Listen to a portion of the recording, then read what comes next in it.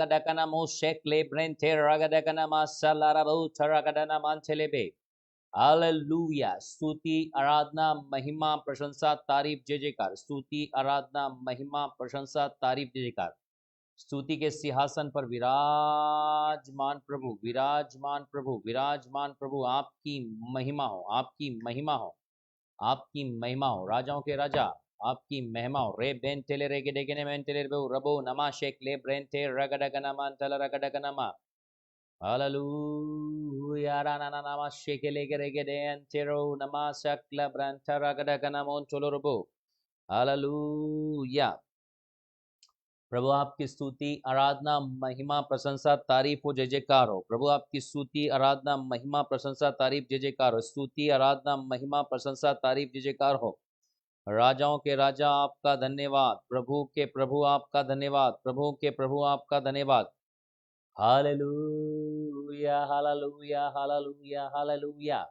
आपकी महिमा हो, आपकी तारीफ हो। Holy Spirit you are welcome.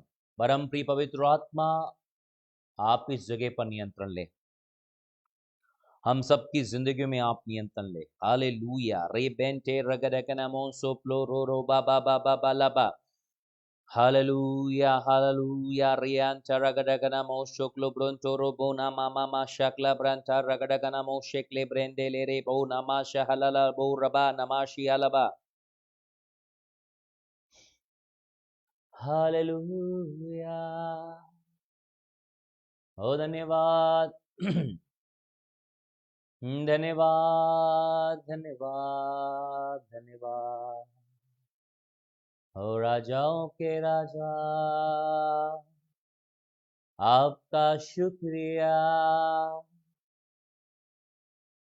स्तुतियों के बीच में विराजमान प्रभु आपका धन्यवाद। ले प्रेंटे रे के डेके ले बो रबो नमा शक्ल ब्रंथ रगडकल करकडक नमा ममा ममा रे बेशे के रे गे डेले रे बे डे के ने मेंटे ले रे बो शोको लोको रोको डोको नो मामा मामा शी राष्ट्रकड लबो रबो नमा मंडल रगडकल करकडकल करकडकल रगडकल बो रबो नमा ममा शक्ल ब्रंथ। ओ प्रभु आपका धन्यवाद, प्रभु आपका धन्यवाद, प्रभु आपका धन्यवाद, प्रभु आपका धन्यवाद, प्रभु आपका धन्यवाद, प्रभु आपका धन्यवाद। आप महान है राजा, आपका धन्यवाद। आप महिमा के योग्य हैं, आप तारीफ के योग्य हैं, आप स्तुति के सिंहासन पर विराजमान प्रभु हैं। हम आपके नाम की महिमा करते हैं, हम आपके नाम की महिमा करते हैं। ओ लॉर्ड, महिमा के योग्य प्रभु आपका धन्यवाद। ओ लॉर्ड, प्यारे परमेश्वर, हम प्रार्थना करते हैं आज की शाम फ्राइडे ऑनलाइन सर्विस के लिए प्रभु।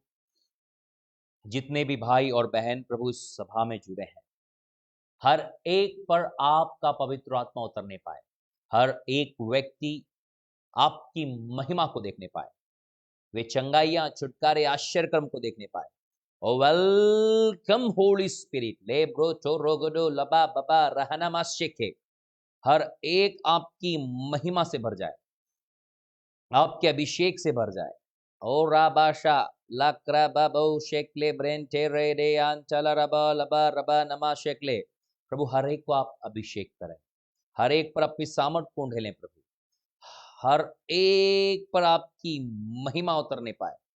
ओ धन्यवाद पिता, ओ धन्यवाद पिता, ओ धन्यवाद पिता। Hallelujah hallelujah hallelujah hallelujah. रीबो शेकले ब्रेंटे रेबो नामा शाकला ब्रांटा। प्रभु हर एक को आप आशीषित करें, हर एक को आप आशीषित करें, हर एक को आप आशीषित करें, हर एक को आप आशीषित करें, हर एक को आप आशीषित करें लॉर्ड। पिता, मेरी प्रार्थना है जितने भी भाई बहन आज के संदेश को सुने वो पहले के समान न रहे, उन्हें बुद्धि ज्ञान प्रकाशन का आत्मा दीजिए। हर एक के मन के आंखें ज्योतिर्मय हो जाए कि वे जान ले कि आपकी बुलाहट की आशा क्या है और पवित्र लोगों में उसकी मीरास की महिमा कदन कैसा है। पिता, हम प्रार्थना करते कि आपका ताजा अभिषेक हर एक भाई और बहनों की जिंदगी में उतरने पाए। मैं इसी वक्त शैतान के सारे कार्य को नष्ट करता हूं। प्रभु आपके कार्य प्रकट होने पाए, आपकी महिमा प्रकट हो लॉर्ड, आपकी सामर्थ प्रकट होने पाए। हम आपका धन्यवाद करते हैं कि आप हमारी प्रार्थना को सुनते हैं। इस प्रार्थना को उद्धार करता प्रभु यीशु मसीह के नाम से मांगते हैं, आमीन। हालेलुया। Welcome all. एक बार फिर से फ्राइडे ऑनलाइन सर्विस में आप सभी भाई और बहनों का बहुत बहुत वेलकम है, स्वागत है। मैं विश्वास करता हूं आज की शाम प्रभु का आत्मा हम लोगों के बीच में काम करने वाला है और आज का संदेश बहुत ज्यादा महत्वपूर्ण है हम सब लोगों के लिए। आज का संदेश हम सब लोगों के लिए बहुत महत्वपूर्ण है, इसलिए आज के संदेश को बहुत ध्यान से सुने। अपने नोट्स प्रिपेयर करें, अपने नोट्स प्रिपेयर करें। जो नोटबुक है आपके पास में, उसमें नोट्स बनाएं। आज के शाम जो संदेश मैं आपको देने जा रहा हूं वो आपके आत्मिक जीवन को मजबूत करने वाला है। ये संदेश कोई साधारण संदेश नहीं है, लेकिन ये संदेश आपके आत्मिक जीवन को बहुत मजबूत करेगा। और यदि अभी तक आपने इस संदेश को शेयर नहीं किया है तो मैं चाहता हूं कि आप इस संदेश को शेयर करें अपने फ्रेंड्स और फैमिली में, ताकि वे लोग भी आज आपकी महिमा को देखने पाए। लॉर्ड, मेरी प्रार्थना है हर एक जो प्रभु की उपस्थिति में है वो पहले के समान नहीं रहे, इसलिए अपने फ्रेंड्स फैमिली को ये संदेश शेयर करें और उन्हें कहें कि आज प्रभु का आत्मा आपसे बात करने जा रहा है। हालेलुया। प्रियो, हम सभी लोग प्रभु से कुछ न कुछ प्राप्त करना चाहते हैं, या हमारे अंदर इच्छा रहती है कि हम प्रभु की सामर्थ में, प्रभु के अभिषेक में, प्रभु के कार्य में आगे बढ़ें। आपको पता है कि जब प्रभु यीशु मसीह इस संसार में थे आज से 2000 साल पहले, वो इस संसार में चले फिरे, उन्होंने इस संसार में परमेश्वर के कार्य को हमारे जीवन में प्रकट किया। वो जितने भी लोग प्रभु यीशु मसीह के पास आते थे, प्रभु यीशु मसीह ने किसी भी व्यक्ति को कार्य करने के लिए मना नहीं किया। यदि कोई अंधा व्यक्ति आता था, यीशु मसीह उसको चंगा करते थे, उसकी आंखें खुलती थी, बहरे के कान खुलते थे, लंगड़ा चलता था। लोग प्रभु से सामर्थ प्राप्त करते थे, लोग प्रभु से अभिषेक प्राप्त करते थे, लोग प्रभु से अलग अलग चीजों को प्राप्त करते थे। प्रियो, हाँ, आज भी परमेश्वर की पवित्र आत्मा के द्वारा हमारे जिंदगी में कार्य किए जाते हैं। चंगाई का, छुटकारे का, आशीष का, उन्नति का, तरक्की का, संपन्नता का, अभिषेक, सामर्थ, ये सभी चीजें हमारे जीवन में प्रभु के द्वारा दी जाती है। और आज भी जो भी प्रभु के पास में आता है, जो भी व्यक्ति प्रभु के पास में आता है, प्रभु किसी को भी मना नहीं करते, वो देते हैं। आप विश्वास करें कि जब भी आप प्रभु के पास आते हैं, प्रभु से आप कुछ न कुछ प्राप्त करते हैं, चाहे आप महसूस करें या न करें, लेकिन अलौकिक रीति से कुछ तो हमारे जीवन में होता है जब हम प्रभु की उपस्थिति में आते हैं। बीते दिनों हमारा एक कॉन्फ्रेंस था जिसका नाम था हीलिंग एंड डिलीवरेंस कॉन्फ्रेंस, और हीलिंग और डिलीवरेंस कॉन्फ्रेंस में बहुत सारे लोगों ने हिस्सा लिया। जब वे लोग आए थे उस कॉन्फ्रेंस के अंदर में, दुखों में, टेंशन में, तकलीफों में, बीमारियों में, समस्या में, रोते हुए, निराश होते हुए, उदास, लेकिन जब वे उस कॉन्फ्रेंस से गए तो उनके जीवन में आनंद था, उनके जीवन में शांति था। उस कॉन्फ्रेंस को छोड़कर जाना नहीं चाहते थे। उन्होंने प्रभु की सामर्थ को देखा, उन्होंने प्रभु के अभिषेक को देखा, उन्होंने प्रभु के कार्य को देखा। इसका मतलब कि जब आप और मैं प्रभु की उपस्थिति में आते हैं तो प्रभु हमारे जीवन में कार्य करता ही है। ये कोई व्यक्ति का कार्य नहीं है, ये स्वयं सनातन काल के विराट परमेश्वर का, हमारे प्रभु यीशु मसीह का, परम प्रिय पवित्र आत्मा का कार्य है कि जब आप और मैं एक समर्पित हृदय से उसके पास में आते हैं और अपना समर्पण करते हैं और कहते हैं कि प्रभु आप मेरी जिंदगी में काम करें, तो बाइबल हमें बताती है कि हमारा परमेश्वर बहुत दयालु, तरस से भरने वाला और प्रेमी परमेश्वर है, और वो बिना हमारे जीवन में काम किए रह ही नहीं सकता। ऐसा हो ही नहीं सकता कि एक व्यक्ति पवित्र और प्रेमी परमेश्वर के पास आए और प्रभु उसके जीवन में काम न करे। इसलिए जब भी हम प्रभु के पास आते हैं, हमारे अंदर एक हिया होता है, हमारे अंदर एक विश्वास होता है कि प्रभु हमारे जीवन में कार्य करता है। और प्रियो, आज से पहले भी हमने बहुत सारी कॉन्फ्रेंसेस को अटेंड किया होगा, आज से पहले भी हमने बहुत मीटिंग्स को अटेंड किया होगा, आज से पहले भी हमने बहुत बार परमेश्वर की उपस्थिति को, उसके अभिषेक को, उसकी सामर्थ को, उसकी चंगाई को, उसके कार्य को अपनी जिंदगी में देखा होगा। लेकिन आपको पता है कि जब हम इन मीटिंग्स में होते हैं, इन कॉन्फ्रेंसेस में होते हैं, जब हम प्रभु की उपस्थिति में होते हैं, चाहे हम संडे सर्विस में हो या फ्राइडे सर्विस में हो, जब हम वहां होते हैं तो वहां पर प्रभु के कार्य अलौकिक रीति से प्रकट होते हैं और वहां पर हम महसूस करते हैं कि सब कुछ जो है मैंने प्राप्त कर लिया है, अब मेरा जीवन बदल गया है। लेकिन आपने देखा कि थोड़े ही दिनों के बाद में हम पहले जैसे थे वैसे ही हो जाते हैं। सोच कर देखिए, मैं आपको कुछ समय देता हूं, आप विचार करके देखिए कि जब हम कॉन्फ्रेंस से आते हैं, जब हम मीटिंग से आते हैं, जब हम संडे सर्विस से आते हैं, तो कुछ समय तो बहुत भरा हुआ और अलौकिक कार्य महसूस होते हैं। लेकिन धीरे धीरे जैसे जैसे समय बीतता चला जाता है, वो आग कहीं ना कहीं हमारे जीवन में ठंडी हो जाती है। और ये केवल आप ही लोगों की बात नहीं कर रहा, हर एक व्यक्ति के जीवन में ऐसा होता है। लेकिन कौन लोग के जीवन में कार्य नहीं होते हैं, या कौन लोग हमेशा उन चीजों को बनाए रखते हैं? प्रियो, मैं आपसे कहना चाहता हूं, प्राप्त करना इतना महत्वपूर्ण नहीं है जितना उस प्राप्त की हुई चीजों को मेंटेन करना। अनॉइंटिंग को प्राप्त करना और अनॉइंटिंग को मेंटेन करना, गाड़ी प्राप्त करना और गाड़ी को मेंटेन करना, हाथी पालना और हाथी को मेंटेन करना। हाथी तो ले आया, लेकिन उस हाथी को आपको मेंटेन करना, उस हाथी को नहलाना, उस हाथी को घुमाना, उस हाथी को खिलाना। कई लोग हाथी की अनॉइंटिंग मांगते हैं, प्रभु मुझे हाथी का अभिषेक, हाथी की तरह अभिषेक दे प्रभु, विशाल का अभिषेक, विशाल का शेरों की तरह दहाड़ने वाला अभिषेक। कई लोग प्रभु से बड़े और अलौकिक अभिषेक की मांग करते हैं, या कई लोग प्रभु से बड़ी चीजों की मांग करते हैं। लेकिन प्रियो, क्या हम जो कुछ प्रभु से मांग कर रहे हैं, क्या हम उसको संभालने के योग्य हैं? क्या हम उसको मेंटेन कर पाएंगे? आपको पता है, प्रभु कभी भी बच्चे के ऊपर में भारी बोझ नहीं डालता। आपको पता है, यदि आप 1 किलो वजन ही उठा पाएंगे, प्रभु कभी भी आपको 2 किलो वजन नहीं डालेगा। क्यों? क्योंकि आपकी कैपेसिटी 1 किलो वजन उठाने की है बस।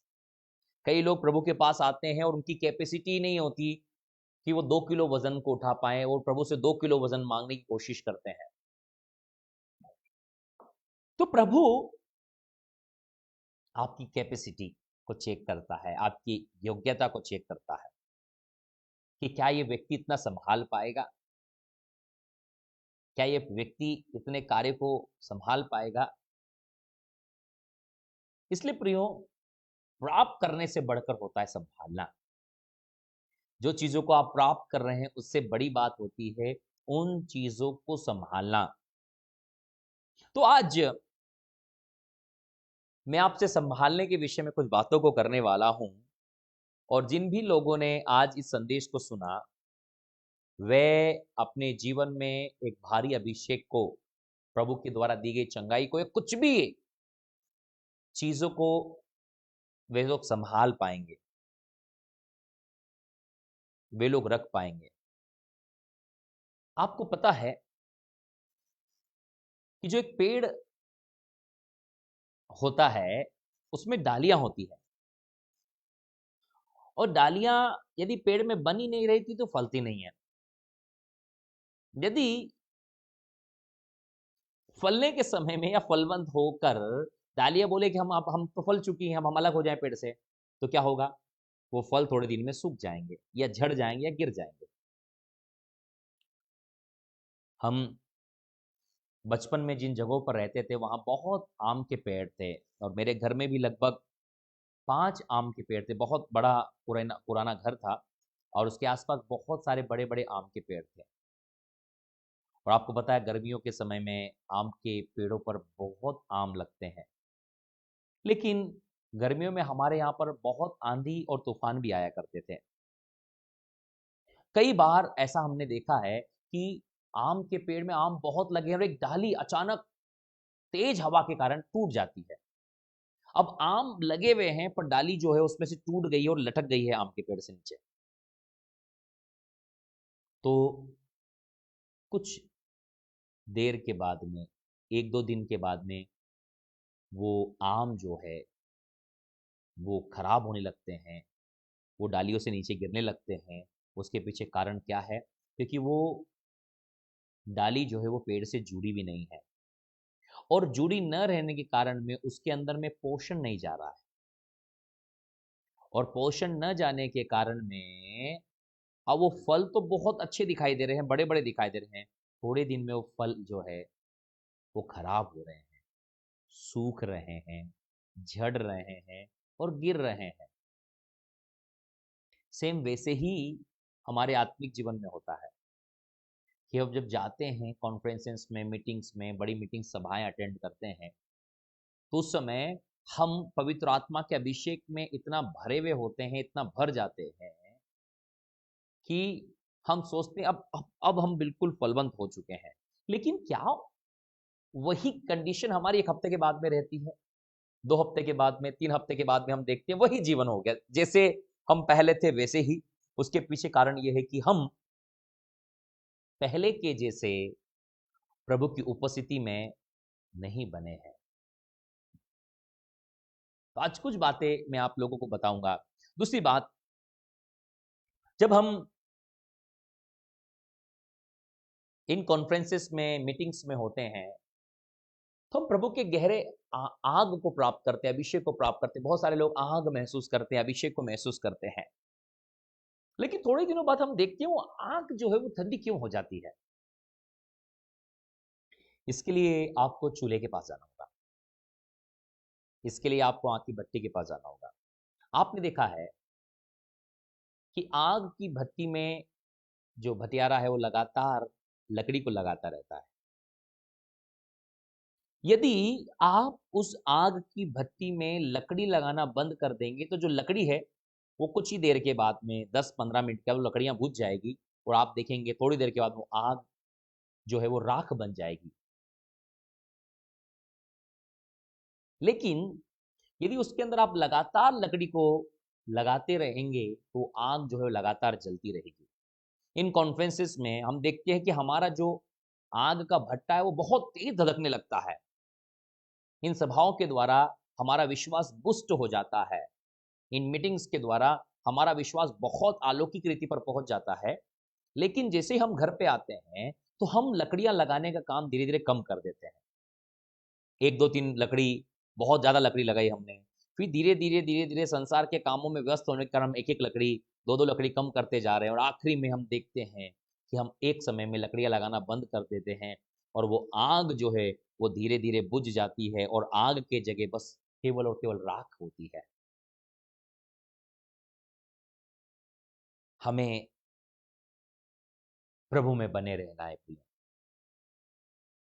आज का संदेश है, यदि आप और मैं प्रभु में बने रहेंगे, हमारे अंदर की आग कभी भी नहीं बुझेगी, हमारा अभिषेक कभी खत्म नहीं होगा, प्रभु की उपस्थिति कभी भी हमारे से अलग नहीं होगी। और जो हम मीटिंग्स में, कॉन्फ्रेंस में, सभाओं में, संडे सर्विस के अंदर में, फ्राइडे सर्विस के अंदर, उपवास और प्रार्थना के सभाओं में जो अभिषेक, जो सामर्थ्य, प्रभु की उपस्थिति, जो प्रभु का प्रेम, प्रभु का तरस महसूस करते हैं, वो हर दिन महसूस करेंगे। और प्रियो, हमारे लिए जरूरी है वो आनंद केवल सभा और कॉन्फ्रेंस तक न रहे, वो आनंद हर दिन के लिए बन जाए हमारा। हर दिन प्रभु अपने बच्चों को हर दिन आनंदित देखना चाहता है। प्रभु अपने बच्चों के लिए हर दिन का ये वायदा करता है, केवल कभी कदार का वायदा नहीं है, हर दिन के लिए, आपके लिए और मेरे लिए वायदा है। और ये वायदा आपकी और मेरी जिंदगी में हर दिन हर दिन हर दिन होना चाहिए मेरे प्रियो। हर दिन ये वायदा आपकी और मेरी जिंदगी में पूरा होना चाहिए। इसलिए आप और मैं इन कॉन्फ्रेंसेस में लगातार जाएं, और साथ में जो आज मैं आप लोगों को कुछ बातें बताने वाला हूं, उसे आप लगातार करेंगे, तो मैं आपसे कहना चाहता हूं, आप हर दिन उस अभिषेक को प्राप्त करते जाएंगे। सबसे पहला काम जो हमें करना है अपने जीवन में, जो सबसे पहला काम करना है, हमें परमेश्वर के वचन में बने रहना है। आपको पता है, ये जो परमेश्वर का वचन है, ये स्वयं परमेश्वर है। यूहन्ना 1:1 यदि आप पढ़ेंगे तो वहां लिखा है, आदि में वचन था, वचन परमेश्वर के साथ था और वचन स्वयं परमेश्वर था। तो ये वचन जो है वो स्वयं परमेश्वर है। परमेश्वर जो सनातन काल का विराट परमेश्वर है, परमेश्वर जो अलौकिक परमेश्वर है, परमेश्वर जो महान परमेश्वर है, उसने अपने आप को इन 66 किताबों में रखा है। यदि आप परमेश्वर को जानना चाहते हैं, परमेश्वर के बारे में जानना चाहते हैं, परमेश्वर के कामों के बारे में जानना चाहते हैं, परमेश्वर को यदि पूरी तरह से आप जानना चाहते हैं, तो आपको परमेश्वर के वचन को जानना होगा। परमेश्वर के वचन में परमेश्वर के बारे में सब कुछ है। और जब आप परमेश्वर के वचन पर मनन करेंगे तो आप परमेश्वर की महिमा को प्रतिदिन अपने जीवन में देखेंगे, क्योंकि परमेश्वर ने अपने आप को अपने वचन में रखा है। जब आप परमेश्वर के वचन को जानेंगे तब आप परमेश्वर को जानेंगे। इन 66 किताबों में, उसके हर एक शब्द में, हर एक वचन में परमेश्वर कार्य करता है। उत्पत्ति से लेकर प्रकाशित वाक्य तक परमेश्वर का वचन, उसके पीछे परमेश्वर का कार्य है। प्रिय, उसका कोई भी वचन ऐसा नहीं कि जिसे आप ग्रहण नहीं कर सकते। हर एक वचन हमारे जीवन को अलौकिकता में बदलने की ताकत रखता है। जितना ज्यादा परमेश्वर का वचन आपके अंदर होगा, उतना ही ज्यादा परमेश्वर का प्रकाशन आपके अंदर होगा, परमेश्वर की सामर्थ आपके अंदर होगी, परमेश्वर का अभिषेक आपके अंदर होगा। ये वचन क्या? ये वचन आग है। परमेश्वर का वचन आग है और ऐसा हथौड़ा है जो पत्थर को चूर चूर कर देता है। जब परमेश्वर का वचन आपके अंदर होगा तो परमेश्वर की आग आपके अंदर होगी। परमेश्वर का वचन जीवन है। जब वचन आपके अंदर होगा तो जीवन आपके अंदर होगा।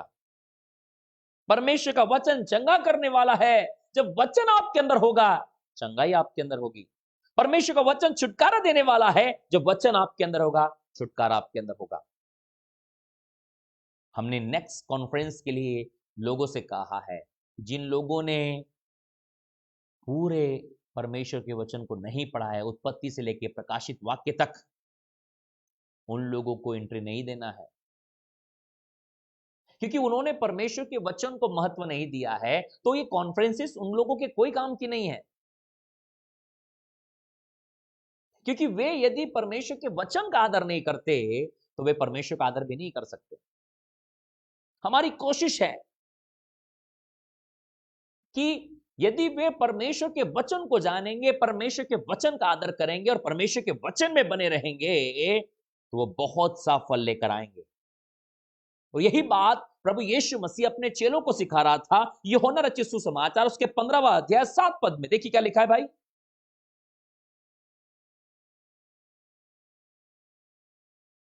यदि आप कोई भी कॉन्फ्रेंस अटेंड करने जाओ, यदि आपके अंदर में परमेश्वर का वचन नहीं है, तो आप अपने जीवन में फलवंत नहीं हो सकते। कितनी ही मीटिंग, कितनी ही कॉन्फ्रेंस, कितनी ही ट्रेनिंग कर लो, आपको सबसे पहले परमेश्वर के वचन को अपने हृदय में जगह देनी होगी। प्रियो, यूहन्ना 15 अध्याय आप ध्यान से पढ़िए। यूहन्ना रचित सुसमाचार अध्याय 15 पद 7। यदि तुम मुझ में बने रहो, यदि तुम मुझ में बने रहो और मेरा वचन तुम में बना रहे। हाँ, यदि तुम मुझ में बने रहो और मेरा वचन तुम में बना रहे। प्रभु क्या कह रहा है? प्रभु यीशु मसीह को और वचन को आप अलग नहीं कर सकते। क्यों? क्योंकि परमेश्वर का वचन स्वयं देहधारी हुआ, वो आपका और मेरा प्रभु यीशु मसीह है। वो पिता का वचन है यीशु मसीह। कई लोग कहते हैं वो यीशु को आदर करते हैं लेकिन परमेश्वर के वचन का आदर नहीं करते। वो यीशु को तो ग्रहण करते हैं लेकिन परमेश्वर के वचन को ग्रहण नहीं करते। मैं आपसे कहना चाहता हूं, प्रभु यीशु मसीह और वचन एक है। वचन आपके अंदर है तो यीशु आपके अंदर है।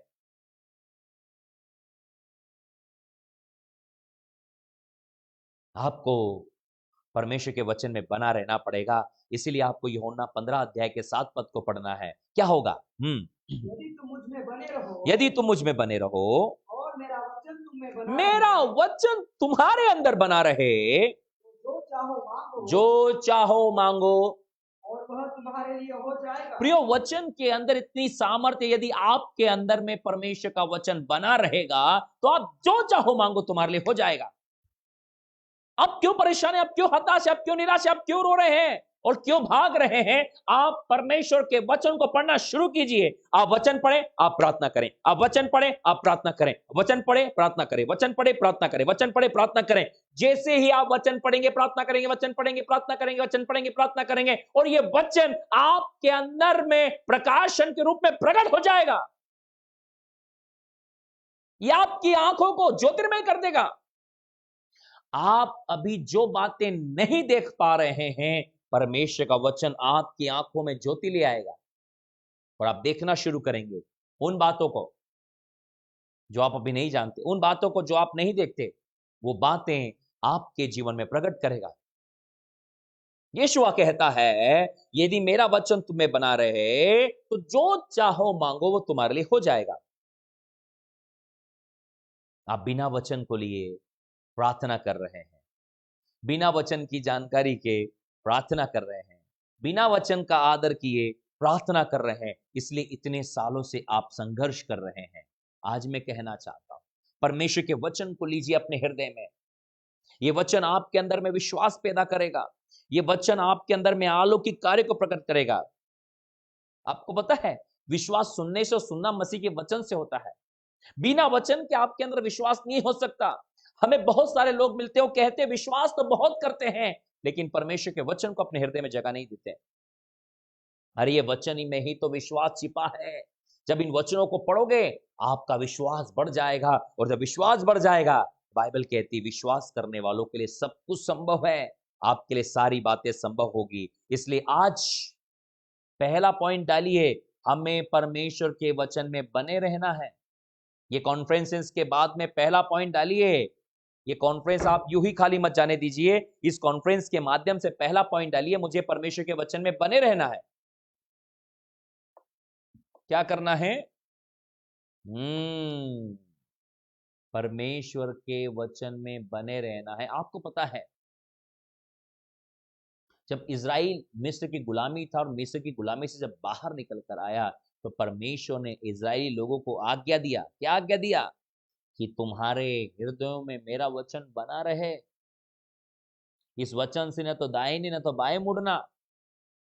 परमेश्वर की आज्ञा थी कि वचन से दाएं और बाएं नहीं मुड़ना, लेकिन आज हम बहुत सारे समय में वचन से दाहिने और बाहिने मुड़ जाते हैं।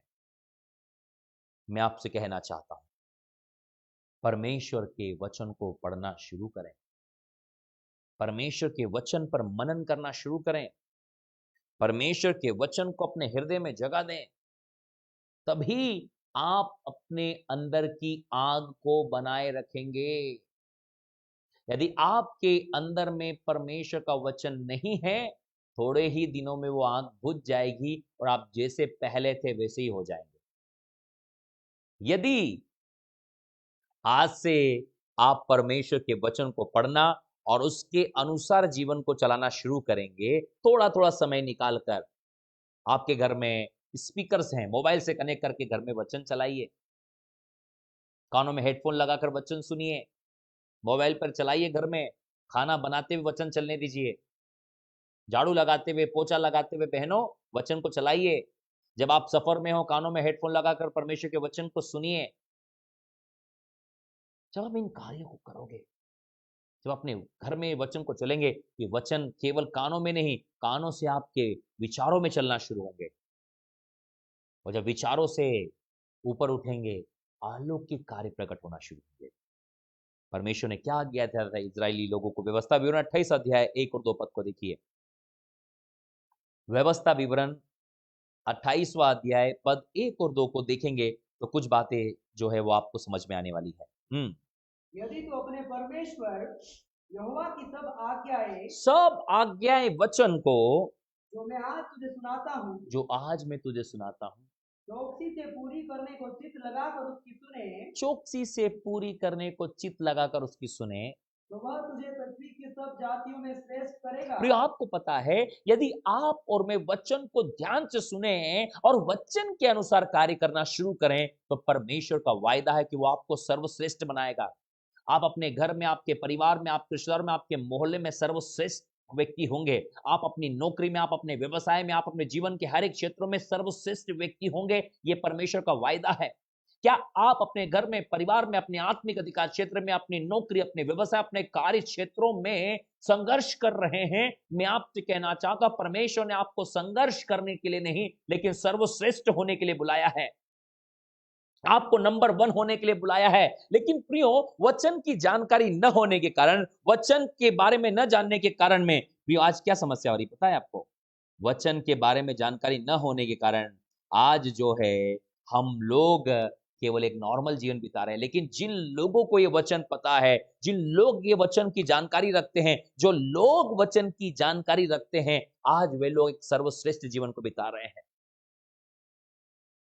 परमेश्वर ने कहा था, यदि तू इन वचनों को सुनेगा और चौकसी से उसे पूरा करने के लिए चित्त लगाएगा, तो मैं तुझे सारी जातियों में, सारे लोगों में श्रेष्ठ बनाऊंगा। ये परमेश्वर का वायदा है। क्या आपके हृदय में तमन्ना नहीं कि आप सर्वश्रेष्ठ बने? क्या आपके हृदय में तमन्ना नहीं कि परमेश्वर आपको ऊंचा करे? वो कहता है, मैं तुझे पूछ नहीं किंतु सिर ठहराऊंगा, मैं तुझे नीचे नहीं परंतु ऊपर रखूंगा। कब? जब आप और मैं परमेश्वर के वचन को अपने हृदय में जगा देंगे, जब आप और मैं परमेश्वर के वचन के अनुसार अपने कार्य को करेंगे, परमेश्वर का वायदा है कि वो आपकी और मेरी जिंदगी में अलौकिक कार्य प्रकट करेगा। ये वचन के अंदर में सामर्थ है। ये वचन साधारण नहीं है। वचन मतलब परमेश्वर के मुख से निकला हुआ शब्द। कम ऑन चर्च, आज परमेश्वर के वचन को अपने हृदय में जगा दीजिए। यदि आप चाहते हैं हर दिन जयवंत जीवन हो, हर दिन वचन का जीवन हो, वचन के साथ और भी बहुत सारी बातें हमारे लिए करने के लिए है, मैं जल्दी से आप लोगों को बताऊंगा, ताकि आप इन सारी बातों को आज से करना शुरू करेंगे और एक अलौकिक कार्य को देखेंगे। पहली बात जो मैंने आप लोगों को सिखा रहा वो है परमेश्वर के वचन में बने रहना है। यूहन्ना 15:7 के अनुसार, व्यवस्था 28:1 और 2 के अनुसार, यूहन्ना 1:1, इब्रानियों 4:12 लिख लीजिए सब।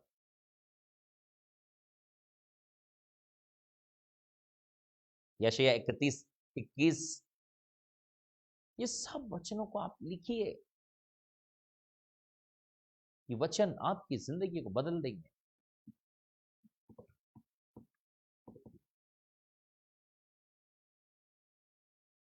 यूहन्ना 6:63,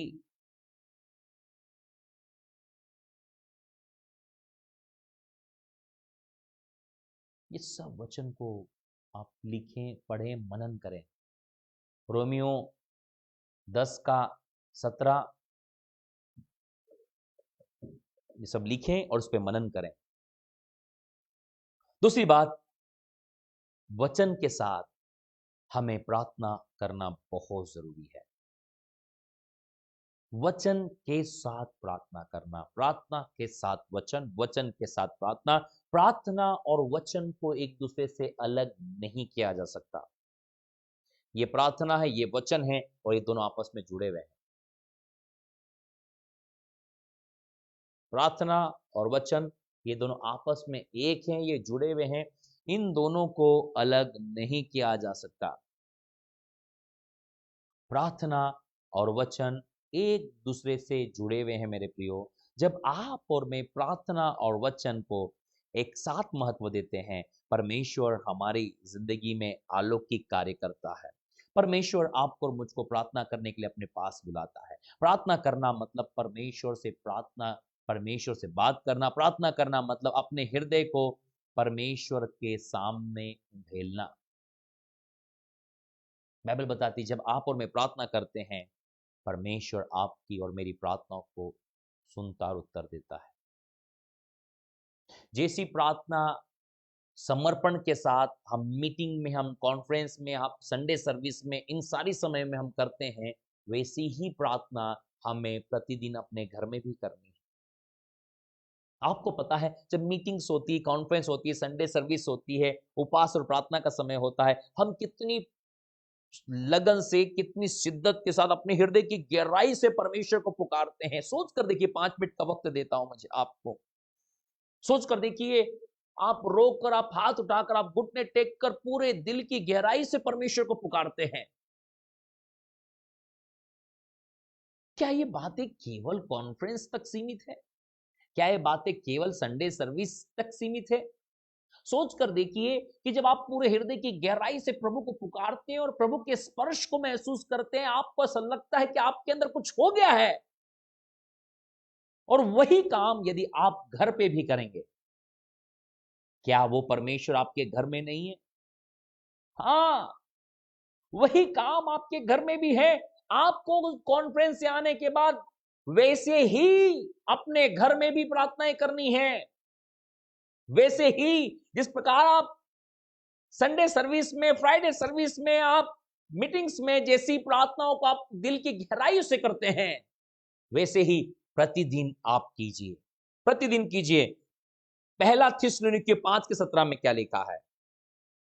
पहला थिस्सलुनीकियों 5:17 में लिखा है, निरंतर प्रार्थना में लगे रहो। हाँ, प्रे विदाउट सीजिंग, मतलब बिना रुकावट के। केवल मीटिंग, कॉन्फ्रेंस, फ्राइडे सर्विस, उपवास प्रार्थना के समय हम प्रार्थना नहीं करते। परमेश्वर ने आपको और मुझको प्रतिदिन वैसे ही प्रार्थना करने के लिए बुलाया है।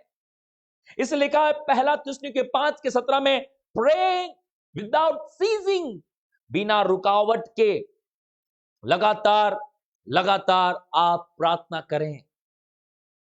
परमेश्वर चाहता है वैसे ही लगन से, वैसे ही शिद्दत से, वैसे ही समर्पण के साथ हर दिन आप और मैं प्रार्थना करें। हर दिन आप सोच कर देखिए, यदि आप ऐसा हर दिन करेंगे प्रियो, हर दिन करेंगे, आप वो उपस्थिति को कभी नहीं खोएंगे। आप उस आग को कभी नहीं खोने वाले। आप उस जोश को कभी नहीं खोने वाले। प्रियो, ये जोश टेम्परेरी नहीं है। 2-4 दिन मीटिंग्स के अंदर हा हा who he hallelujah praise the Lord हुआ, उसके बाद धीरे धीरे धीरे धीरे धीरे ठंडा हो गया। परमेश्वर चाहता है कि वही जोश, वही आग, वही अभिषेक, वही सामर्थ, वही समर्पण, वही प्रेम हर दिन हम प्रभु के लिए प्रकट करें।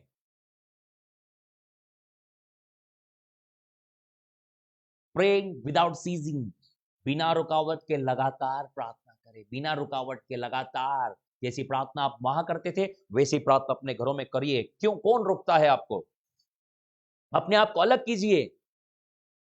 आप सोच कर देखिए कि वहां पर मैं कैसी प्रार्थना कर रही थी, वहां मैं कैसी प्रार्थना कर रहा था, वहां पर मेरा जोश कैसा था, वहां पर मैं कैसा प्रभु की उपस्थिति से भरा हुआ था। आप वही सोचकर घर में प्रार्थना कीजिए। वही अभिषेक, वही उपस्थिति आज और अभी और इसी वक्त आप अपने घर में महसूस करेंगे, यीशु मसीह के नाम में। लूका 18:1 में भी वही बात लिखी है।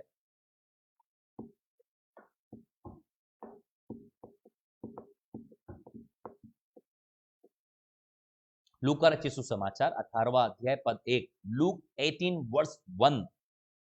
फिर उसने इसके विषय में नित्य प्रार्थना करना, नित्य प्रार्थना करना, प्रेम रेगुलरली, और हियाव नहीं छोड़ना। प्रियो, क्या होता है, जैसे जैसे समय गुजर जाता है, हम प्रार्थना में हिम्मत हार जाते हैं। अब प्रार्थना करने का दिल नहीं कर रहा। कभी प्रार्थना किया, कभी प्रार्थना नहीं किया। ओ, एक दिन प्रार्थना किया, एक दिन प्रार्थना नहीं किया। और यही चीजों की वजह से आपका प्रभु से संबंध टूट जाता है। प्रभु की उपस्थिति नहीं रहती, पहले की तरह आग नहीं रहती, पहले की तरह जोश नहीं रहता, पहले की तरह प्रेम नहीं रहता। नित्य प्रार्थना करना और हियाव नहीं छोड़ना है। लगे रहना है आपको, सेम प्रेजेंस में, सेम कंडीशन में, सेम जोश में, सेम पावर में, सेम स्ट्रेंथ में आपको प्रार्थना करनी है। यीशुआ ने कहा नित्य प्रार्थना करनी है और हियाव नहीं छोड़ना है आपको। हियाव मत छोड़िए। अभी आग लगी हुई है, अभी इधर उधर मत भटकिए। अभी जो आग आपने अपने अंदर में भरी है, अभी जो जोश आपने अपने अंदर भरा है, अभी जो आपने फायर आपके अंदर में भरी है, अभी जो अभिषेक आपने अपने अंदर डाला है, इसको इधर उधर की बातों में खर्च मत कीजिए, इसको बाहर भटकने में खर्च मत कीजिए। अरे ये काम कर लेती हूँ और इधर चली जाती हो, उधर चली जाती हो, उधर चली जाती हो, उधर चली जाती हो, और आप उस आग को बनाए नहीं रखते, और आप देखते हो कुछ दिनों के बाद में आग खत्म हो जाती है। लेकिन जो आग आपने प्राप्त किया है, अब लगातार उसको बढ़ाएं, लगातार लगातार लगातार लगातार लगातार लगातार लगातार बढ़ाएं। अब मैं आपसे कहना चाहता हूं, जितनी लकड़ियां आप चूल्हे के अंदर में और भट्टे के अंदर में लगाओगे, आग उतना ही धधकेगा, आप उतना ही फायरी बनते चले जाएंगे, आप उतना ही, आपको पता है जब आपके जीवन में आग भरी रहेगी, सारी बीमारी जल जाएगी, सारी दुष्ट आत्मा जल जाएगी, सारे जादू टोने जल जाएंगे, सारे शैतान के कार्य जल जाएंगे। आपको पता है प्रभु यीशु मसीह ने कहा के वचन में क्या लिखा है, यूहन्ना ने कहा कि मैं तो तुम्हें पवित्र आत्मा से बपतिस्मा देता हूं, लेकिन मेरे बाद जो आने वाला है वो तुम्हें आग से बपतिस्मा देगा। वो आग का बपतिस्मा, वो आग आपके अंदर में होगी और सारा कचरा जल जाएगा। उस आग के अंदर में कोई सांप नहीं टिक सकता, कोई बिच्छू नहीं टिक सकता। वो आग सबको जला देने वाली आग है। यदि आपको लग रहा है कि आप जीवन के किसी क्षेत्र में संघर्ष कर रहे हैं, कोई आदत में संघर्ष कर रहे हैं, कोई आदत आपको परेशान कर रही है, कोई चीज आपको परेशान, कोई बात आपको परेशान, कोई विचार आपको परेशान कर रहे हैं, वो आग को बढ़ने दो। वो सारे शैतान के विचारों को जला देगी, सारे शैतान के कार्यों को जला देगी, सारे शैतान के कार्यों को नष्ट कर देगी। वो नष्ट करने वाली, जलने वाली आग आपके अंदर में होगी। नित्य प्रार्थना करना है और हियाव नहीं छोड़ना है, नित्य प्रार्थना करना है और हियाव नहीं छोड़ना है। आज से नित्य प्रार्थना करना है। जब भी समय मिले, समय को इधर उधर खर्च ना करें, प्रार्थना में लग जाइए। जब भी समय मिले, समय को खर्च ना कीजिए, जब प्रार्थना में लग जाइए, वचन में लग जाइए, प्रार्थना में लग जाइए और चलने दीजिए। उस आग को बना के रखिए प्रियो। वो आग केवल थोड़े समय नहीं रहे प्रियो, मैं चाहता वो आग हर दिन आपके और मेरे अंदर चलती रहे और बढ़ती रहे। वो प्रभु का अभिषेक, वो प्रभु की सामर्थ, वो प्रभु का जोश, वो प्रभु के प्रति समर्पण और प्रेम प्रतिदिन आपके और मेरे अंदर बढ़ता रहे। तब क्या होगा? एक वचन और देखिए, क्योंकि समय कम है और वचन ज्यादा है। मत्ती 21 का 22 देखिए क्या लिखा है, तब क्या होगा। मत्ती 21 का 22 देखिए क्या लिखा है। और जो कुछ तुम प्रार्थना में विश्वास से मांगोगे वह सब तुमको मिलेगा। जो कुछ आप और मैं प्रार्थना में कैसे मांगेंगे? विश्वास से मांगोगे। जो कुछ भी आप और मैं फिर प्रार्थना में विश्वास के साथ मांगेंगे, वो आपके लिए और मेरे लिए मिलेगा। आज आप किसी भी बात के लिए संघर्ष कर रहे हैं, मैं कहना चाहता हूं प्रार्थना में जाइए, प्रार्थना में जाइए, जाइए जाइए। आपके हीलिंग के लिए, आपके डिलीवरेंस के लिए, आपके ब्रेक थ्रू के लिए, आपके मैरिज रेस्टोरेशन के लिए, आपकी मिनिस्ट्री के लिए, आपके बिजनेस के लिए, आपकी जॉब के लिए, what ever you want, what ever you have problem, go in the prayer, talk with the Lord. परमेश्वर आपकी प्रार्थना के द्वारा अद्भुत कार्य करेगा। मत्ती 21 के 22 को याद कर लीजिए। जो कुछ तुम प्रार्थना में विश्वास के साथ मांगोगे, वो सब कुछ, सब कुछ, वहां सब कुछ लिखा है, वहां कुछ कुछ नहीं लिखा है, वहां लिखा है सब कुछ। आपकी जो लिस्ट है, आपने जो प्रेयर पॉइंट दिया रखी है, आपने जिस विषय के लिए प्रार्थना कर रहे हो, उन सबको, सबका उत्तर देने के लिए प्रभु का वायदा है। कुछ का उत्तर नहीं, वहां लिखा वो सब कुछ पूरा करेगा, वो सब कुछ देगा। कोई भी बात वो अपने पास रखेगा नहीं, वो सब कुछ आपके लिए और मेरे लिए देने के लिए तैयार है।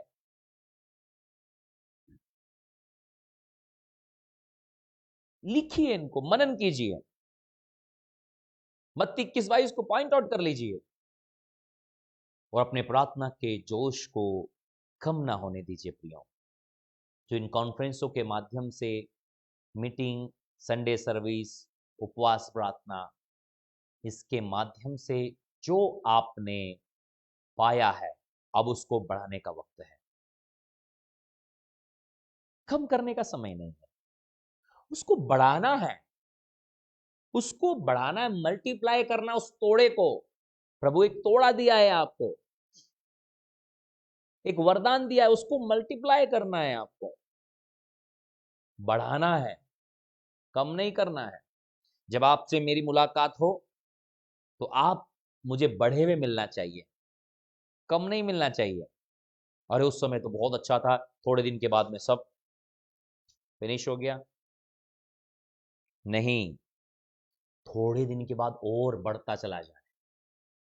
आपको पता है, धर्मी का प्रकाश, धर्मी की ज्योति, धर्मी का उजियाला सूरज की तरह है, जो दोपहर तक और बढ़ता चला जाता है। आपको महिमा से महिमा की ओर, glory to glory, anointing to anointing, revelation to revelation बढ़ना है, कम नहीं होना है, बढ़ना है, बढ़ना है, कम नहीं होना है। हालेलुया। तो इन बातों को याद रखिए। एक दो वचन और लिख लीजिए प्रार्थना के संबंध में। पहला थिस्सलुनीके 5:17 लिख लिया आप लोगों ने, लूका 18 का 1 लिख लिया आप लोगों ने, मत्ती 21 का 22 लिख लीजिए, यूहन्ना 14 वर्स 13 14, यूहन्ना 14 अध्याय 13 14, इन वचनों को लिख लीजिए, इनको पढ़े मनन करें। कुलुसियों 4 का 2 लिख लीजिए,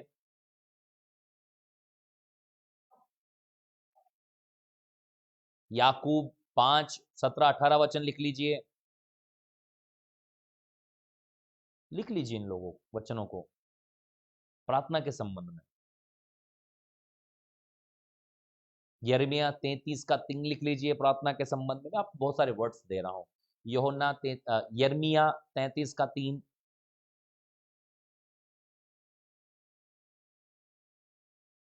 मुझसे प्रार्थना कर, मैं तेरी सुनकर तुझे बड़ी बड़ी और कठिन बातें बताऊंगा।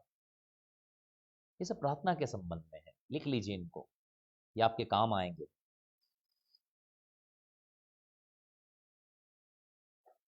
लूका 1 का मरकुस 1 का 35 लिख लीजिए, 35, जहां यीशु मसीह सुबह उठकर प्रार्थना करने जाता था। यीशु को क्या जरूरत थी प्रार्थना की, लेकिन यीशु को पता है कि प्रार्थना जो है वो कितनी इंपॉर्टेंट है, एक व्यक्ति के लिए प्रार्थना कितना जरूरी है, वो यीशु मसीह ने उदाहरण दिया आप लोगों को।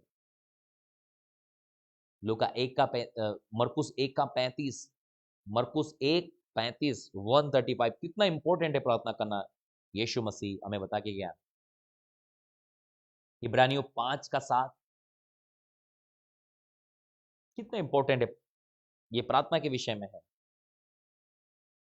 और भी बहुत, पूरी बाइबल प्रार्थना के वचनों से भरी हुई है।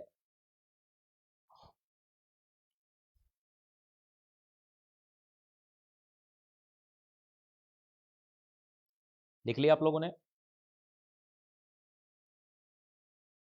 इन चीजों को?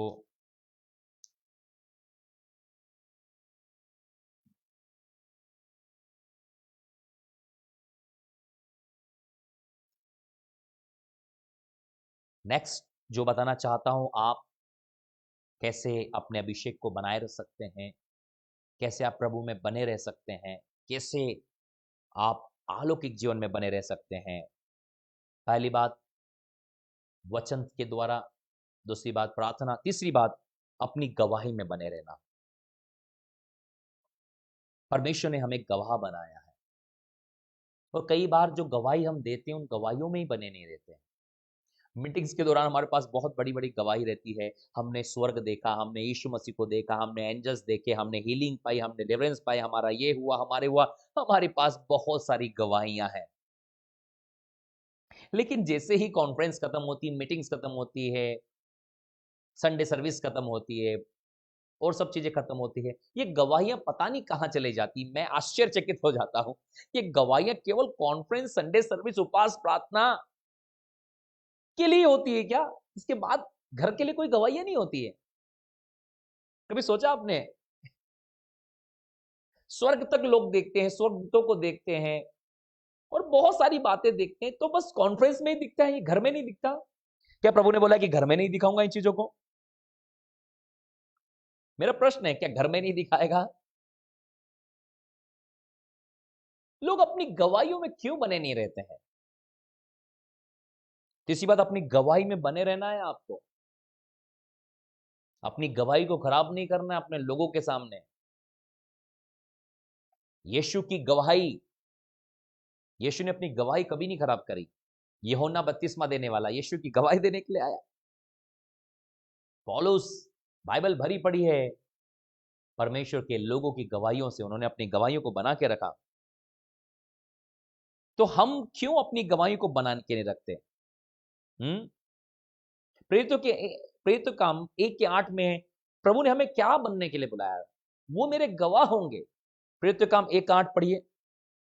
परंतु जब पवित्र आत्मा तुम पर आएगा, तब तुम सामर्थ When the पाओगे, Holy Spirit came upon you, you shall receive the power.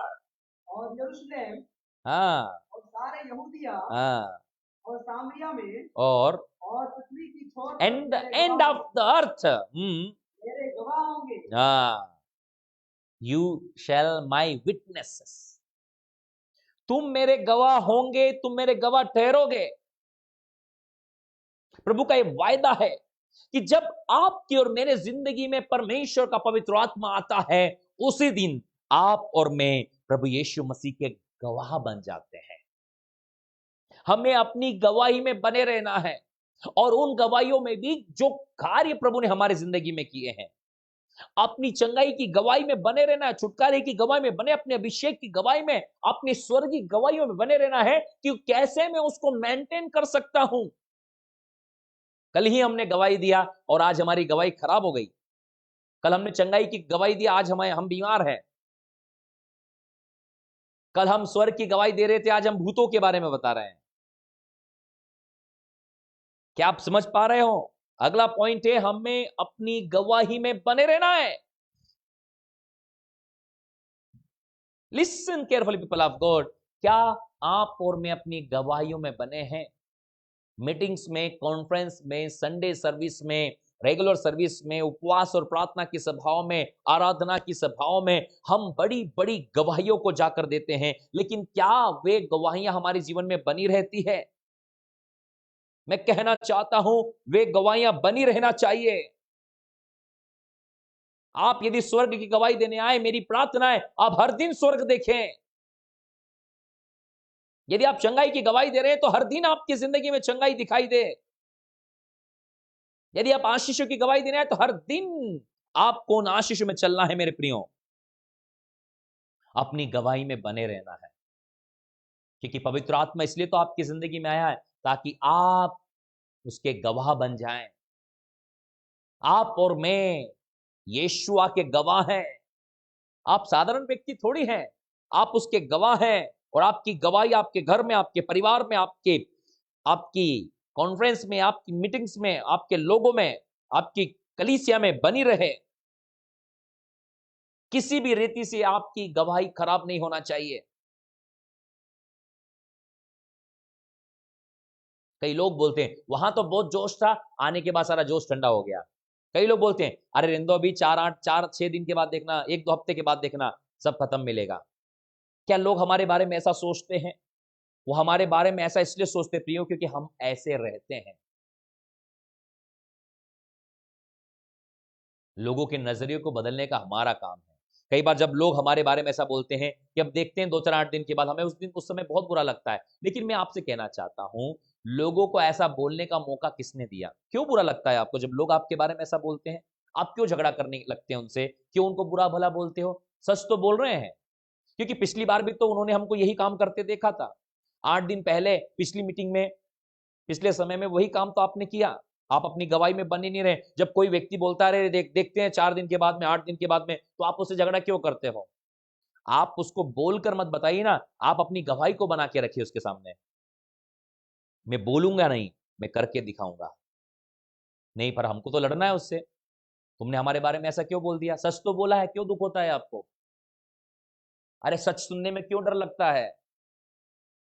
सच सुनने की हिम्मत होना चाहिए ना। लड़ने की हिम्मत करते हो लेकिन सच सुनने की हिम्मत नहीं है। मैं आपसे कहना चाहता हूं, आप अपनी गवाही में बने रहिए। एक बार बोलेगा आपके बारे में, सारी जिंदगी वो चुप रहेगा यदि आप अपनी गवाहियों में बने रहेंगे। और आपका विरोध करने वाला खुद लज्जित हो जाएगा यदि आप अपनी गवाही में बने रहेंगे। लोगों के मुंह बंद करने का तरीका शैतान के मुंह बंद करने का तरीका बता रहा हूं मैं आपको।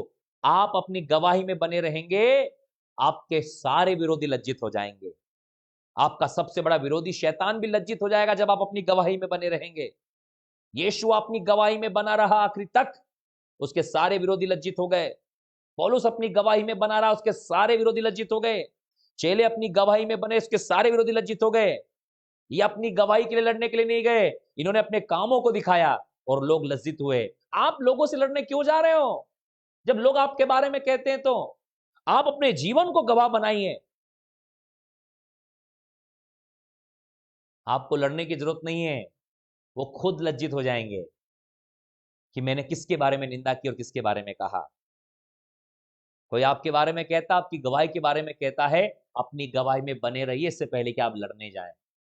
मैं सुनना नहीं चाहता आपके बारे में ऐसी खबरों को कि आप किसी व्यक्ति से अपनी गवाही के विषय में लड़ने गए कि तूने मेरे बारे में ऐसा क्यों बोल दिया।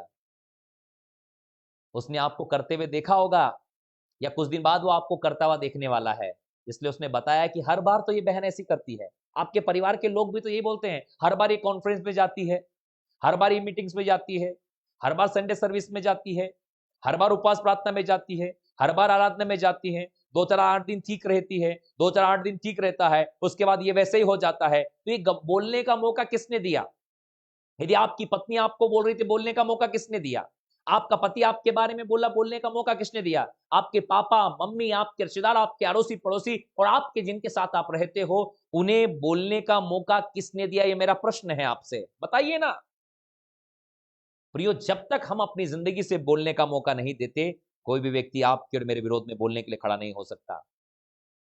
प्रभु की वचन कहता है, जब हम पवित्र आत्मा को ग्रहण करते हैं, हम उसके गवाह बनते हैं। तीसरी बात जो आपको करनी है, ध्यान से सुन लीजिए। तीसरी बात, जो गवाही आपकी है उसमें बने रहना है। आप अपनी गवाही खराब नहीं करेंगे।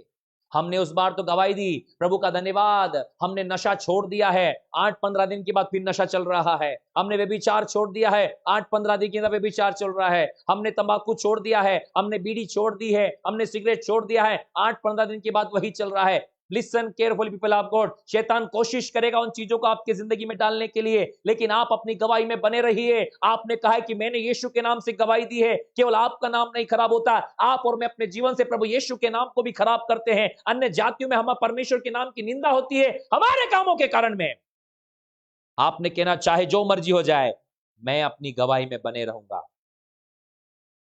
अपनी गवाही में बने रहिए। मीटिंग से निकलते जोश जोश में हम सब कुछ करना शुरू होते हैं, प्रार्थना चली, आराधना चल रही, मीटिंग चल रही है और सब धमाधम चल रहा है। थोड़े दिन के बाद में मैं कहना चाहता हूं, इस बार ऐसा नहीं होना चाहिए। इस बार ऐसा बिल्कुल नहीं होना चाहिए। आपको वायदा करना है हमने आपसे, मैं अपनी गवाही में बने रहूंगा। यूहन्ना 5:19 जल्दी से पढ़े।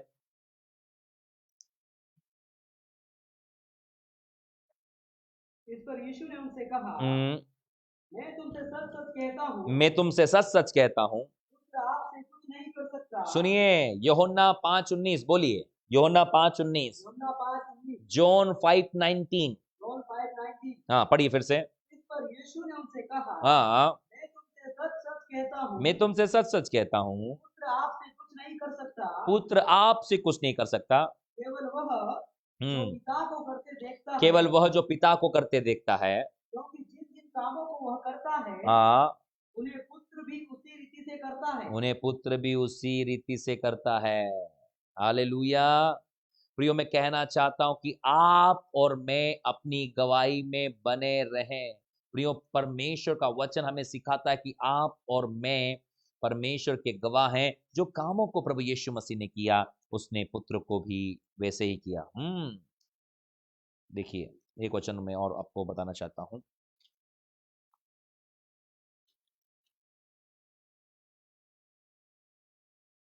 Thank you Holi spirit.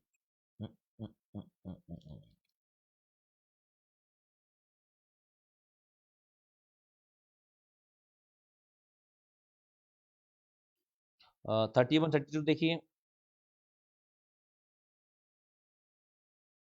यदि मैं आप ही अपनी गवाही दूं, हाँ, तो मेरी गवाही सच्ची नहीं। मेरी गवाही सच्ची नहीं, एक और है, एक और है जो मेरी गवाही देता है जो मेरी गवाही देता है। और मैं जानता हूँ हम्म कि मेरी जो गवाही वह देता है हम्म वह सच्ची है। वो मेरी जो गवाही वो देता है वो सच्ची है। हाँ। तुमने यूहन्ना से पूछवाया हम्म और उसने सच्चाई की गवाही दी, हाँ 36। परंतु मेरे पास जो गवाही है हाँ यूहन्ना की गवाही से बड़ी है, यूहन्ना की गवाही से बड़ी है। कि जो काम पिता ने मुझे पूरा करने को सौंपा है, हाँ अर्थात यही काम जो मैं करता हूँ, वे मेरे गवाह है। हाँ पिता ने मुझे भेजा है। बोलो हमारी जो गवाही है हमारी जो गवाही है वो गवाही है वो गवाही जो है हमें परमेश्वर ने करने के लिए दिया है। जो हमें परमेश्वर ने करने के लिए जो दिया काम है। परमेश्वर ने करने के लिए दिया जो है काम परमेश्वर ने करने के लिए वो दिया हमारी है, गवाही है। वो हमारी गवाही है। यदि हम यदि हम जो काम परमेश्वर ने करने के लिए दिए जो हैं काम परमेश्वर ने करने के वो लिए दिया है, नहीं करते, वो नहीं करते हमारी हैं, गवाही खराब हो जाएगी। हमारी गवाही खराब हो ये जाएगी। मैं नहीं कहता, ये नहीं कहता, प्रभु यीशु मसीह कहते प्रभु हैं। यीशु मसीह कहते हैं। यीशु मसीह ने कहा यीशु मसीह ने कहा, मेरी गवाही मेरी गवाही जो पिता ने काम करने के लिए दिए हैं जो पिता ने काम करने के लिए वो दिया है। है, वो है आपकी और मेरी गवाही आपकी और मेरी जो गवाही। परमेश्वर ने हमें काम दिया है जो परमेश्वर ने हमें काम दिया वो है, हमारी गवाही है। वो हमारी गवाही है। वो हमारी गवाही है। यदि आप और मैं वो कामों को नहीं करेंगे तो हमारी गवाही खराब है। हम वचन नहीं पढ़ रहे, हम प्रार्थना नहीं कर रहे हैं, हम अपनी गवाही में जो हमने दिया उसमें बने नहीं है, तो जो पिता ने काम करने के लिए दिए वो गवाही हमारे जीवन में नहीं पूरी होती। इसलिए इन चीजों को हम मेंशन कर लीजिए, लिख लीजिए, यही हमारी गवाही है। तीसरी चीज, हमें अपनी गवाही में बने रहना है। क्या करना है? गवाही में बने रहना। गवाही में बने रहना है। चौथी चीज, स्तुति आराधना में बने रहना है। क्या करना है? चौथी चीज, हमें स्तुति और आराधना में बने रहना। आपको पता है कौन व्यक्ति गाता है? जिसका हृदय धन्यवादित हो, जिसका हृदय परमेश्वर से प्रेम से भरा हुआ हो। आपने संसार के लोग, एक प्रेमी अपनी प्रेमिका के लिए गीत गाता है, प्रेमिका अपने प्रेमी के लिए गीत गाती है, क्योंकि वे दोनों एक दूसरे के प्रेम से भरे हुए हैं। संसार के लोग अलग अलग तरीके से गीतों को गाते हैं। एक व्यक्ति जब आनंदित होता है तो बहुत अच्छे गीतों को लगाता है और सब लोगों को सुनाता है। लेकिन प्रियो, हम संसार की तरह कार्य नहीं करते। हम जो आराधना करते हैं, हम जो स्तुति करते हैं, हम जो महिमा करते हैं, वो परमेश्वर के लिए करते हैं। एक स्तुति और आराधना से भरा हुआ हृदय को परमेश्वर ग्रहण करता है। हमारा जो हृदय है वो प्रभु के लिए गाने वाला और प्रभु की महिमा करने वाला होना चाहिए। आपको पता है स्वर्ग में स्वर्गदूत रात और दिन पवित्र पवित्र पवित्र है सेनाओं का यहोवा परमेश्वर। जब आप और मैं स्वर्ग जाएंगे प्रियो, तो हमेशा के लिए हमें ये गीत, आराधना, संगीत मिलेंगे, संगीत मिलेंगे।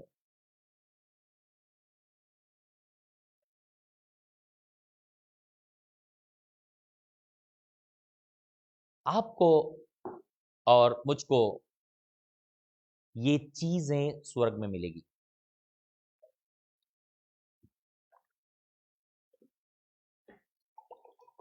Listen careful people of God. आप और मैं एक स्तुति, आराधना और महिमा करने वाले व्यक्ति होना चाहिए। बाइबल का आपका और मेरा आनंद हमारा एक मजबूत गढ़ है। निरंतर स्तुति करते रहे, आराधना करते रहे, प्रभु की महिमा करते रहे। आपको पता है अंतिम दिनों में प्रभु कैसे लोगों को ढूंढेगा?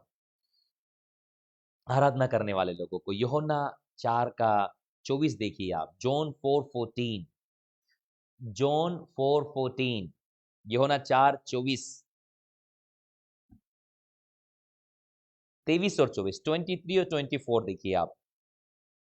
परंतु वह समय आता है, वरन अब भी है, जिसमें सच्चे भक्त पिता की आराधना आत्मा और सच्चाई से करेंगे, क्योंकि पिता अपने लिए ऐसे ही आराधकों को, वर्शिप करने वालों को, प्रभु की महिमा करने वालों को ढूंढता है।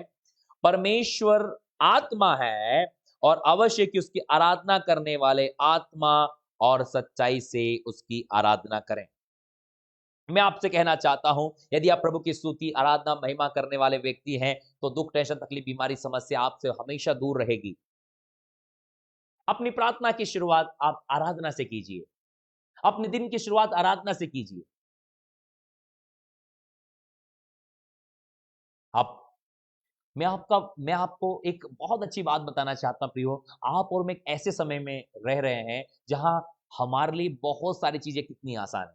हमारे पास में मोबाइल फोन्स है, हेडफोन्स, स्पीकर, ब्लूटूथ स्पीकर्स, बहुत सारे अच्छे पवित्र आत्मा से भरे हुए गीतों को आप डाउनलोड कर लीजिए और अपने घर में गीतों को लगाइए। अपनी प्रार्थना के समय आप आराधना के गीतों को लगाइए और जब आराधना के गीतों को लगाएंगे आपका पूरा कमरा प्रभु की उपस्थिति भर जाएगा और आप प्रार्थना कीजिए। आपको पता है, मीटिंग्स में, कॉन्फ्रेंस में, संडे सर्विस में, उपवास प्रार्थना, इन समय में क्या होता है, बहुत आराधना होती है और उस आराधना के समय हम भी गाते हैं और जब हम गाते हैं, हम प्रार्थना करते हैं, प्रभु की महिमा करते हैं, प्रभु की भारी उपस्थिति होती है। फिर वही सेम कंडीशन आपके कमरे में, आपके रूम में और आपकी जगह में भी हो सकती है। उन गीतों को लगाइए और गीतों के साथ में आराधना कीजिए, आप भी गाइए और प्रार्थना कीजिए। आपकी पूरी जगह जो है वो परमेश्वर की उपस्थिति से भर जाएगी। परमेश्वर के लिए स्तुति कीजिए, परमेश्वर के लिए आराधना कीजिए, परमेश्वर की महिमा कीजिए। परमेश्वर आत्मा है और अवश्य कि उसकी आराधना करने वाले आत्मा और सच्चाई से उसकी आराधना करें।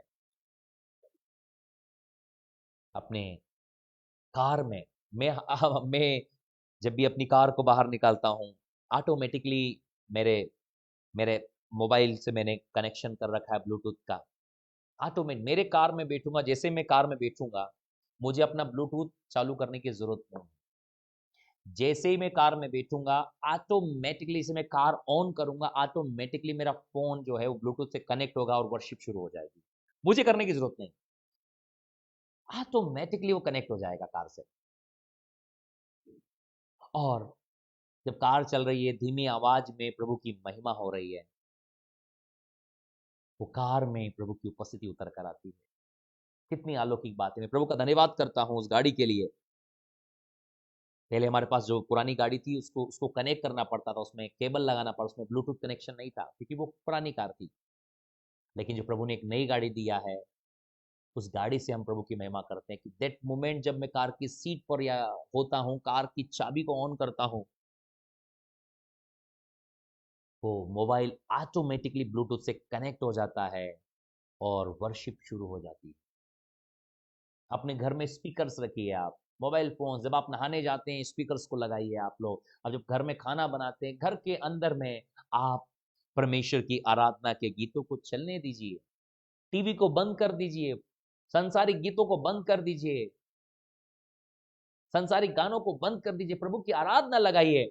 जिस समय आप प्रभु की आराधना को घर में लगाओगे, आपके घर से सारी दुष्ट आत्माएं निकलकर भाग जाएगी, क्योंकि वो दुष्ट आत्माएं प्रभु की आराधना में उपस्थित नहीं हो सकती। वो प्रभु की उपस्थिति में खड़ी नहीं रह सकती।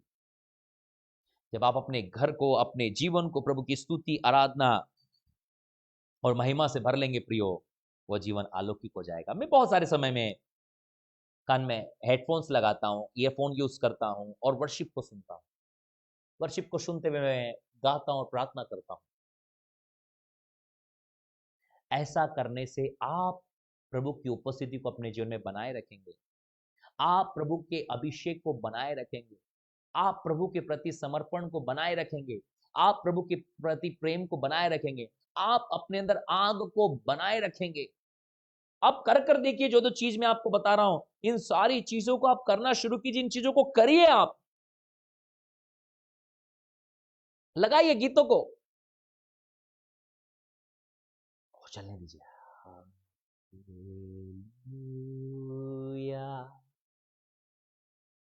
Hallelujah, hallelujah,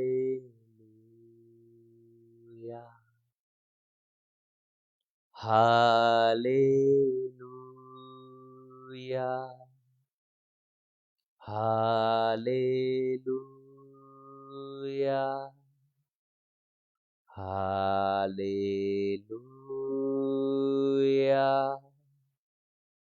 hallelujah.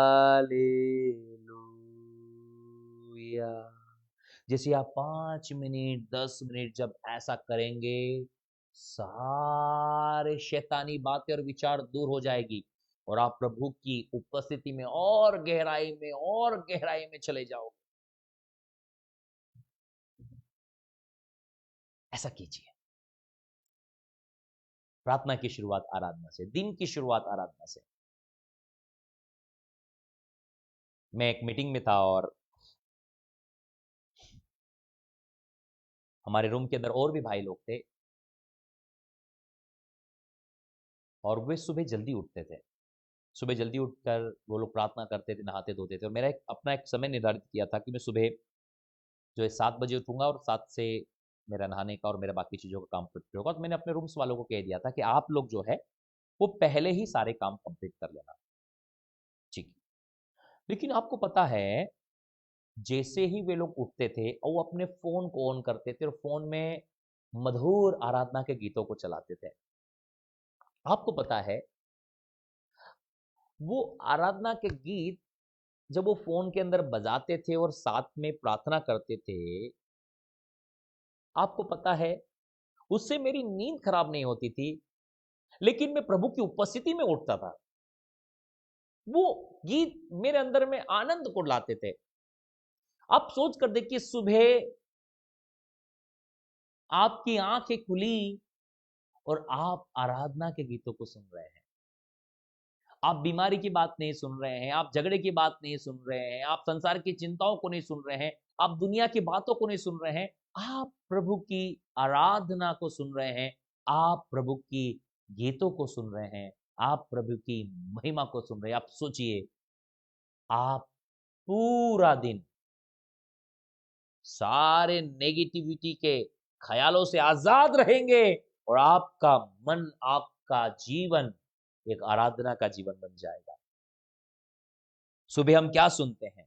लड़ाई झगड़ा विरोध, ये नहीं है वो नहीं है, ओ ये वो, ये सब आपकी आत्मिकता को नष्ट कर डालेगा। लेकिन दैट मोमेंट, सुबह जब आप उठते हैं, जब आप प्रभु के सुंदर और मधुर आराधना के गीतों को सुनेंगे, आपका पूरा दिन प्रभु की महिमा से भरा हुआ होगा। अरे आप फोन्स को इस्तेमाल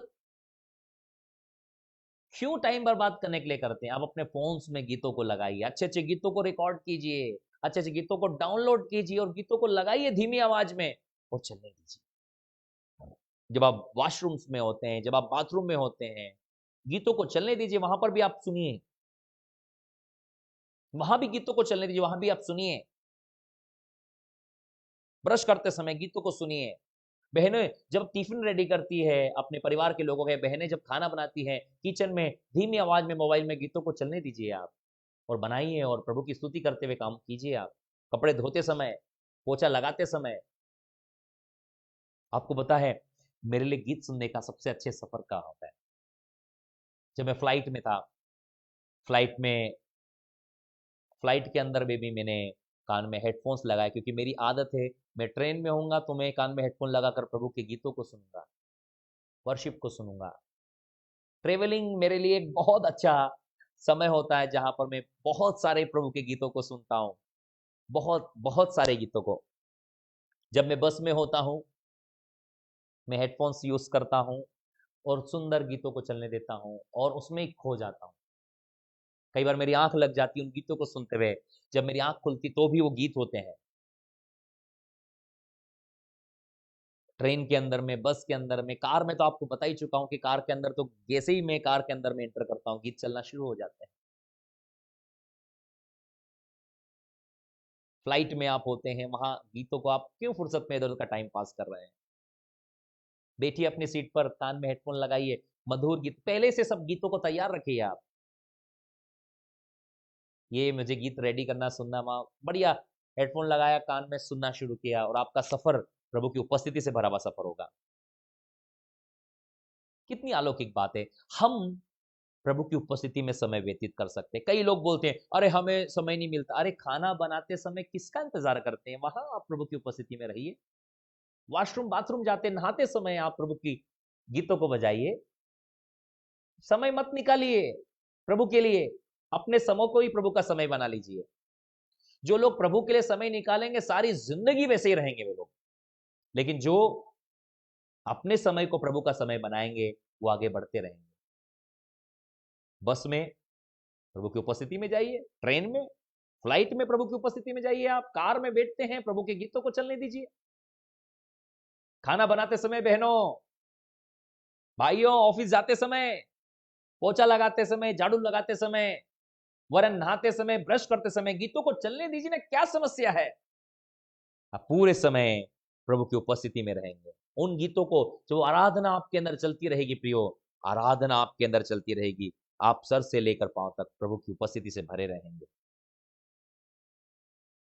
इंतजार मत कीजिए, शुरू कीजिए। चौथे नंबर का पॉइंट मैंने आपको लिखाया है, आखिरी पॉइंट पर मैं चलने वाला, मेरा समय कंप्लीट हुआ। चौथे नंबर का पॉइंट मैंने लिखा है, आराधना में बने रहना है। आखिरी और अंतिम पॉइंट जो है वो आप लिखिए, जो सबसे महत्वपूर्ण है। ये सब पॉइंट मैंने जो है आपके आत्मिक जीवन को बनाए रखने के लिए, प्रभु की उपस्थिति बनाने के लिए, एक और इंपॉर्टेंट जो प्रभु की ओर से पॉइंट है, 5वें नंबर का पॉइंट लिख लीजिए।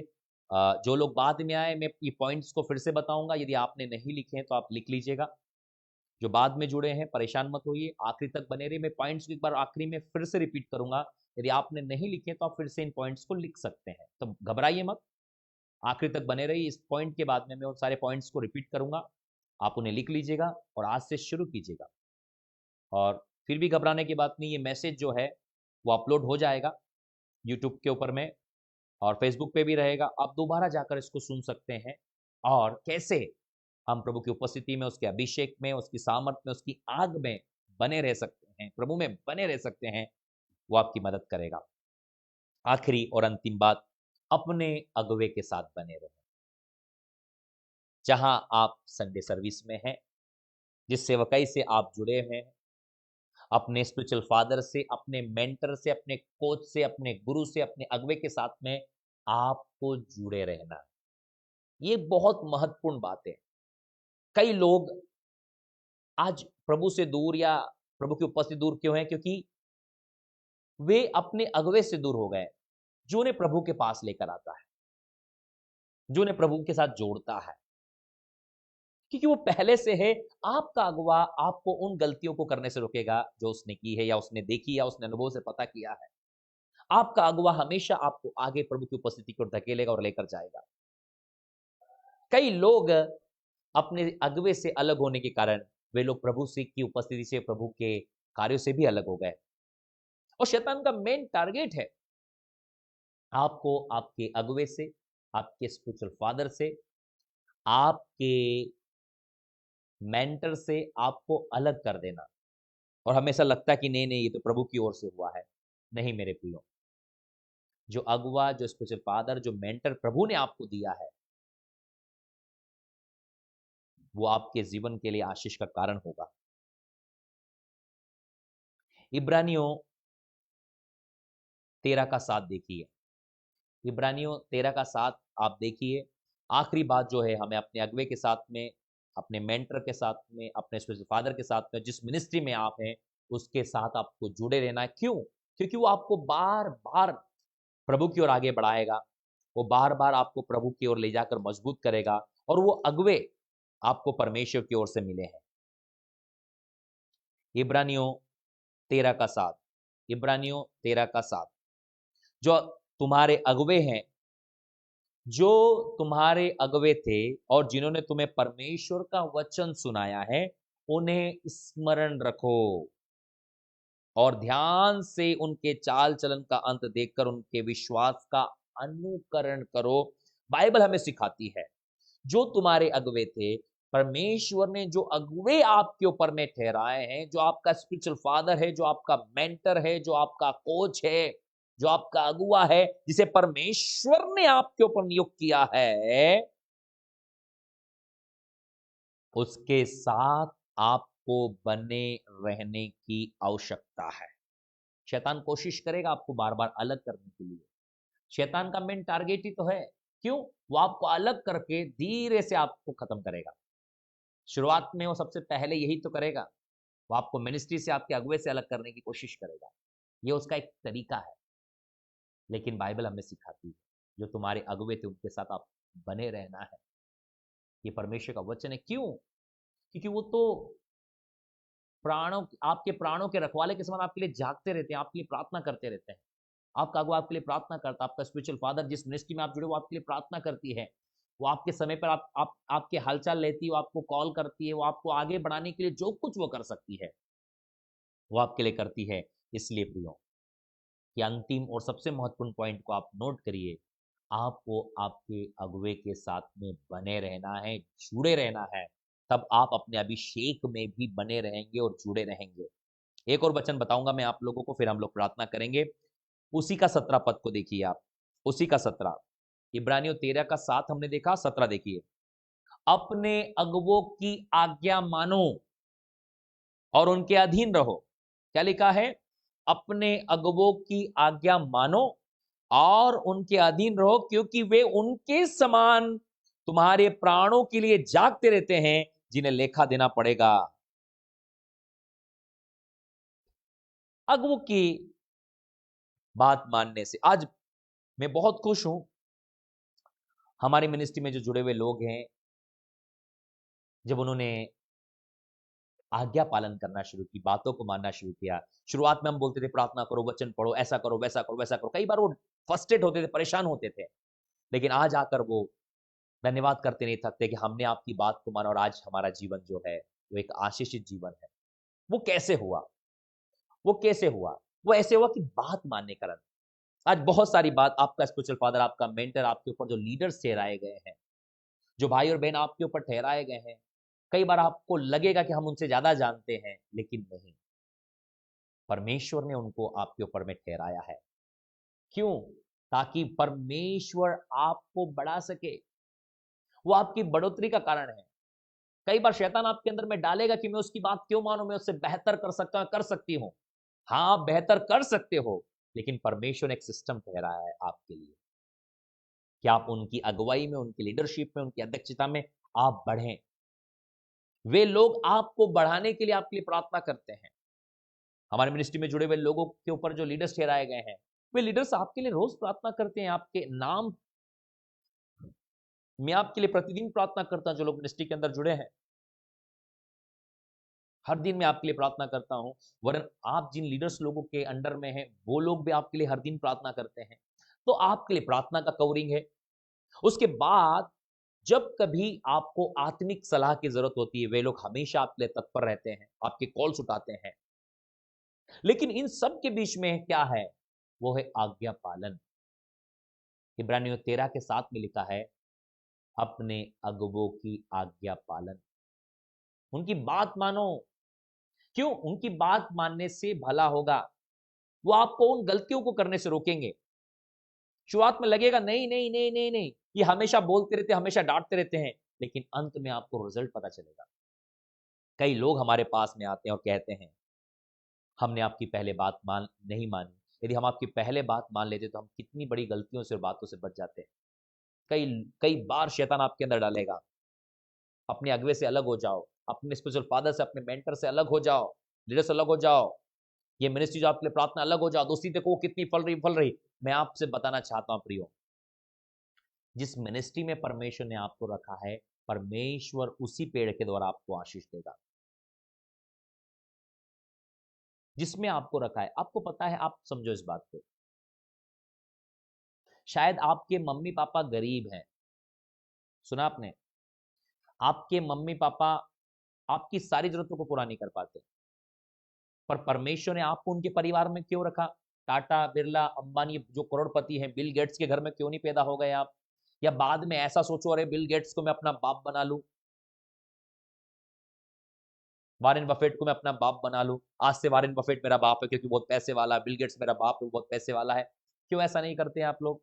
लेकिन क्या होता है, मिनिस्ट्री में हम ऐसा करते हैं। बहुत ज्यादा जो जिनकी बड़ी बड़ी सेवकाइयां हैं, हम उनको अपना बाप कहलाने में वो हमारा अगुआ, हमारा बाप कहलाने में हम कहते कि वो है।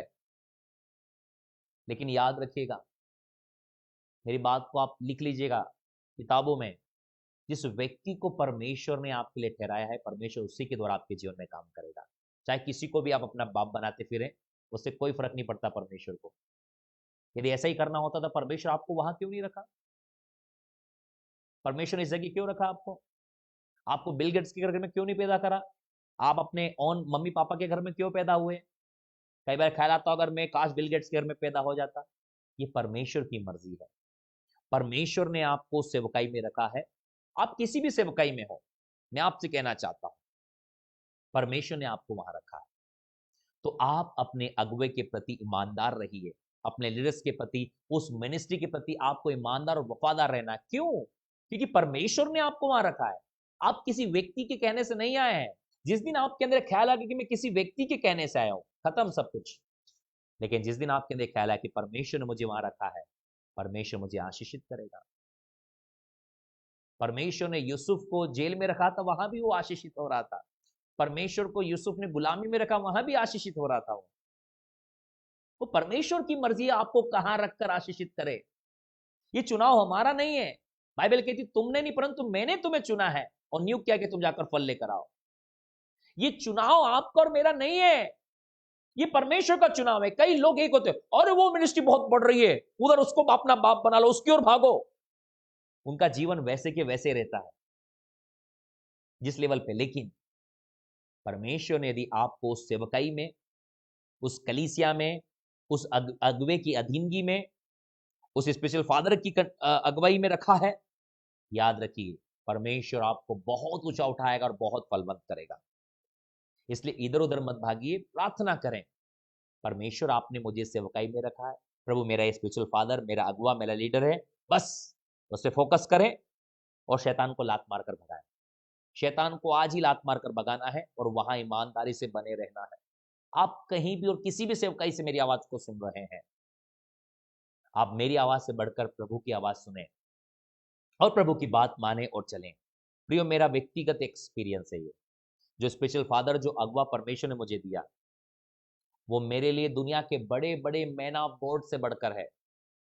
आज दुनिया का सामर्थ्य मैन ऑफ इसकी कलीसिया में लाखों लोग भी आए और मेरे पास ऑफर हो कि मैं उसको अपना स्पेशल फादर या बाप बनाऊं, मैं पहली फुर्सत में उसको कहूंगा ना, नहीं, नहीं हो सकते आप मेरे स्पेशल फादर। आप मेरे मेंटर हो सकते हैं, आप मेरे बड़े भाई हो सकते हैं, आप मेरे सलाहकार हो सकते हैं, मेरे स्पिरिचुअल फादर नहीं हो सकते। क्यों? क्योंकि उसने मुझे पैदा किया है, आत्मा में जन्म दिया है। मेरा पापा कम पैसे वाला है तो मैं उसको छोड़कर बिल गेट्स को अपना बाप नहीं बना लेता। कई लोग ऐसे ही करते हैं। उनके पापा जब गरीब होते हैं तो कल से कहने लगते हैं आपका नाम आगे बिल गेट्स, बाप का नाम बिल गेट्स। ऐसे लिखते हैं ना, अपने आधार कार्ड में भी यही लिखवाया होगा लोगों ने। और कुछ लोग इतने ज्यादा स्पिरिचुअल फादर बदलते, इतने ज्यादा बाप बदलते, आज उसको बाप बनाया, कल उसको बाप बनाया, कल उसको बाप बनाया, कल उसको बाप बनाया। ऐसे लोग कभी भी आशीषित नहीं हो सकते, ऐसे लोग कभी भी आगे नहीं बढ़ सकते। याद रखिए, परमेश्वर ने जो व्यक्ति, जो अगुवा, जो मेंटर आपके लिए ठहराया है, उसके साथ बने रहो, अपने अगुवे के साथ बने रहो। मेरे प्रियो, मैं आपसे विनती करता हूं, जो भी अगुवा परमेश्वर ने आपको ठहराया, मैं नहीं जानता कि आपके ऊपर परमेश्वर ने किस अगुवे को ठहराया है, किस स्पिरिचुअल फादर को रखा हुआ है, किस मेंटर को, किस कोच को रखा है। उसके साथ पूरी ईमानदारी के साथ बने रहे। सारी दुनिया एक तरफ, वो तरफ। आपको पता है, हम अपने पापा, अपने मम्मी, अपने परिवार के साथ शिद्दत से बने रहते हैं। छोड़ते हो क्या कभी आप उनको? क्यों बने रहते हो? चाहे वो हॉस्पिटल में आप बने रहते हो, चाहे वो दुनिया में आप बने रहते हो या नहीं रहते हो, अपने परिवार को, आप बाहर कहीं हो तो अपने परिवार को छोड़ देते हो? नहीं छोड़ते ना। तो फिर कैसे कैसे लोग करते हैं ये काम? प्लीज, आप जिस भी सेवकाई में है, ईमानदारी से बने रहें, अपने अगुवे के साथ ईमानदारी से बने रहें, अपने मेंटर के साथ, जो भी हो आपको, प्रभु ने आपके ऊपर जिसको भी ठहराया है, आप प्रार्थना करें। यदि आपको अभी तक पहचानिए, आप प्रार्थना करें, घुटने टेके प्रभु से बोलिए, प्रभु आप मुझ पर प्रकट करिए, उसको लिखिए और ईमानदारी के साथ आप बने रहिए। याद रखिए, बिल गेट्स को बाप बनाने से बिल गेट्स की प्रॉपर्टी आपकी नहीं हो जाएगी। वैसे किसी को भी अपना बाप बना ले से इसकी आशीष आपकी नहीं हो जाएगी। लेकिन परमेश्वर ने जो व्यक्ति आपके लिए ठहराया है, जो व्यक्ति आपके लिए रखा है, वो आपके लिए हजारों गुना आशीष का कारण होगा। हालेलुया। तो जो अगुवे आपके लिए परमेश्वर ठहराए हैं, उनकी आज्ञा मानो, उनकी अधीनगी में रहो और अपने जीवन को बिताओ। क्यों? क्योंकि वो आपके प्राणों के लिए, आपके प्राणों की रखवाई के लिए जागते रहते हैं, वो आपके लिए प्रार्थना करते रहते हैं, प्रार्थना करते रहते हैं। तो बार बार इधर उधर मत भटकिए। आज इधर कल उधर, कल इधर कल इधर नहीं करना है आपको। मेरी व्यक्तिगत सलाह है, प्रभु से प्रार्थना कीजिए, प्रभु से बोलिए, प्रभु आपने कौन सी सेवकाई में ले रखी है, कौन सा अगुआ मेरे लिए है, और उसके साथ ईमानदारी से जुड़ जाइए। जिस प्रकार पेड़ में डाली जुड़ जाती है, वो बहुत फल लाती है। मैं कहना चाहता हूं, जैसे आप जुड़ोगे बहुत फल लेकर आओगे। आप प्रार्थना कीजिए इस विषय के लिए, प्रभु ने कौन रखा है, और यदि आप पहले से ही जानते हैं कि प्रभु ने उसको रखा है, और गहराई से आप जुड़िए। कोई भी आंधी तूफान आए, आप उससे अलग ना होने पाए। ये सारी बातों को आप स्मरण कीजिए और उसमें बने रहिए। आज इधर कल उधर, आज इधर कल उधर कुछ नहीं चलेगा। ये एक ट्रेडिशन चला हुआ है। ऐसे बहुत सारे लोग हैं हमारे पास में, आज उनके पापा वो थे, कल आधार कार्ड में दूसरे पापा हैं, फिर आधार कार्ड में तीसरे पापा हैं। फेसबुक में आप जाए, सोशल मीडिया पे आप देखोगे उनकी सेवकाई के जीवन में कितने ही पापा चले गए, आए और चले गए, कितने ही अगवे चले गए, आए चले गए। वो सारी जिंदगी करते रहेंगे ऐसा, लेकिन जो ईमानदारी से बने रहते हैं वो बहुत फल लेकर आते हैं। प्रियो, आज हमने प्रभु में बने रहने, उसके अभिषेक में, उसके सामर्थ्य में, उसके अलौकिक कामों में बने रहने के लिए 5 बातों को देखा। यदि अभी तक आपने नहीं लिखा है तो लिख लीजिए। सबसे पहली बात, वचन में बने रहना है आपको। वचन परमेश्वर है, वचन में बने रहना है। दूसरी बात, आपको प्रार्थना में बने रहना है, निरंतर प्रार्थना करते रहना है। तीसरी बात, आपको अपनी गवाही में बने रहना, जो गवाहियां आपकी जिंदगी में आपने दी है, और पवित्र आत्मा जब आपके जीवन में, आप गवाह बने हैं। अपनी गवाही को कभी भी खराब मत कीजिए, लोगों से लड़ने मत जाइए। अपनी गवाही के लिए अपनी गवाही को बनाए रखिए, आपके शत्रु खुद शर्मिंदा हो जाएंगे। तीसरी बात, अपनी गवाही में बने रहिए। चौथी बात, आराधना में बने रहिए। खाते पीते, चलते हुए, ट्रेवलिंग में, नहाते समय आराधना के गीतों को चलने दीजिए, खुद भी गाइए और पूरे घर में प्रभु की उपस्थिति बनाए रखिए। पांचवी बात, अपने अगुवे के साथ बने रहे, उसकी आज्ञा पालन, उसकी अधीनगी में रहे। अधीनता में रहना, वुमन ऑफ गॉड ने बहुत अच्छा प्रचार किया था वेडनेसडे को। यदि आपने नहीं सुना है तो आप सुनिए। वुमन ऑफ गॉड ने वेडनेसडे को अधीनता के बारे में बहुत अच्छा प्रचार किया था। आप जाइएगा रोहित मसीह मिनिस्ट्री में, वुमन ऑफ गॉड ने बहुत अच्छा अधीनता के विषय में प्रचार किया था। अधीनता में बताया था, अधीनता करना, अधीनगी में रहना गुलामी नहीं है, प्रेम है, एक रिश्ता है। जो लोग हमारी मेंटरशिप में चल रहे हैं, हमने उनको गुलाम नहीं बनाया, हमने उनसे प्रेम किया, और एक प्रेम का रिश्ता हमारे बीच में। तो अधीनगी में रहना गुलामी नहीं। वुमन ऑफ गॉड ने अच्छे से बताया। आप लोग उस मैसेज को सुनना है, यदि आपको और अधीनता के बारे में सुनना है तो। अधीनगी में रहना एक गुलामी नहीं है, ये प्रेम का रिश्ता है। यीशु मसीह ने चेलों को गुलाम नहीं बनाया था, यीशु मसीह ने चेलों से प्रेम किया था, और चेले यीशु से प्रेम करते थे, इसलिए चेले यीशु के साथ थे। आज यदि आपका रियल मैन, रियल आपका स्पिरिचुअल फादर है, आपका अगुवा है, तो आपको कभी गुलाम बनाकर नहीं रखेगा। वो नहीं, मैं जो बोलता वो करो, नहीं, वो आपसे प्रेम करेगा और आपको करेक्ट करेगा। वो आपको प्रेम करेगा और आपको करेक्ट करेगा, वो आपको गुलाम नहीं बनाएगा। यदि आप ऐसे लोगों के साथ जुड़े हैं जो आपको गुलाम बना रहे हैं, तो मेरे हिसाब से वो आपका अगुवा नहीं है, वो आपका मेंटर नहीं हो सकता। प्रेम का रिश्ता, वो आपको डांटेगा, वो आपको समझाएगा, वो आपको करेक्ट करेगा। आपका पिता हमेशा प्यार नहीं करता, कई बार छड़ी भी उठाता है। आप गलती करते तो छड़ी भी चलाएगा। वो रियल फादर है आपका। लेकिन वो आपकी गलती भी आपसे प्रेम कर रहा है, तो आपका रियल फादर नहीं है, वो आपकी जान का दुश्मन है। बोलना जाकर उसको। लेकिन यदि आपका, मैं अपने लोगों को डांटता हूं, नहीं, गलत है, गलत है। क्यों? आपकी गलती पे मैं ताली नहीं बजाऊंगा, मैं आपकी गलती पे छड़ी उठाऊंगा। वो रियल बाप है आपका। आप गलती कर रहे हो, मजे ले रहा है, वो बाप नहीं, वो आपकी जान का दुश्मन है। क्यों? आज छोटी गलती कल बड़ी करोगे और एक दिन मर जाओगे। लेकिन वो आपको छड़ी उठाकर करेक्ट करेगा, रॉन्ग, गलत है। वो आपका रियल फादर है। हालेलुया।